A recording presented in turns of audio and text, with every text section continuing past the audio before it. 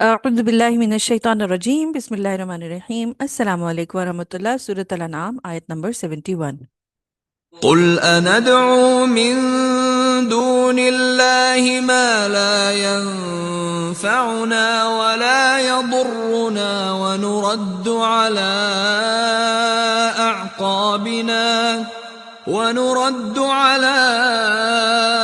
أعقابنا بعد إذ هدانا الله كالذي استهوته الشياطين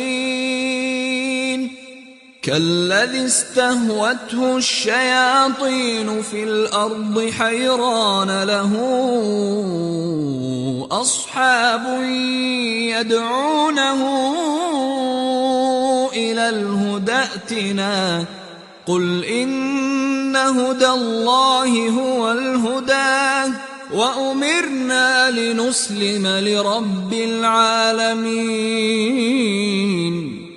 اے نبی صلی اللہ علیہ وسلم، ان سے کہیے کیا ہم پکاریں اللہ کو چھوڑ کر ان چیزوں کو جو ہمیں نہ نفع پہنچا سکتی ہیں نہ نقصان، اور ہم اپنی ایڑیوں کے بل لوٹا دیے جائیں اس کے بعد کہ اللہ نے ہمیں ہدایت دے دی ہے،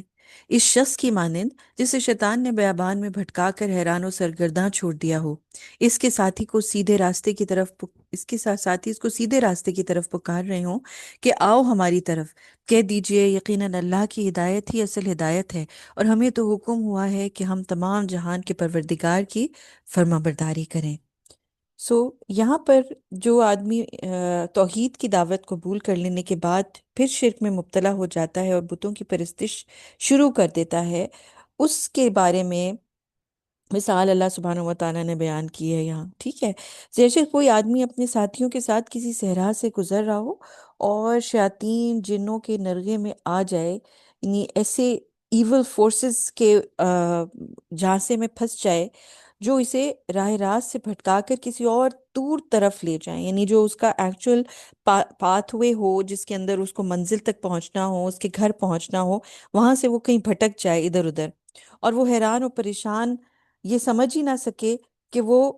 کہاں ہے، اور اس کے ساتھی اسے پکار رہے ہوں کہ ہماری طرف آ جاؤ، سیدھی راہ ادھر ہے، یہ راستہ ہے، یہاں سے گھر جائیں گے، لیکن وہ لاسٹ ہے اور وہ ادھر ادھر بس پھرے جا رہے ہیں، اور وہ شیاطین جو ہیں ان کے چکروں میں پھنس گیا ہے، اور وہ نہ اپنی ساتھیوں کی پکار کا جواب دیتا ہے اور نہ ان کی طرف جاتا ہے۔ تو ایسا شخص جو ہے، آپ دیکھیے کہ وہ کیسے اپنی منزل پر پہنچے گا، کیسے اپنے گھر پہنچے گا، کیسے وہ پروٹیکشن کے اندر آئے گا، کیسے وہ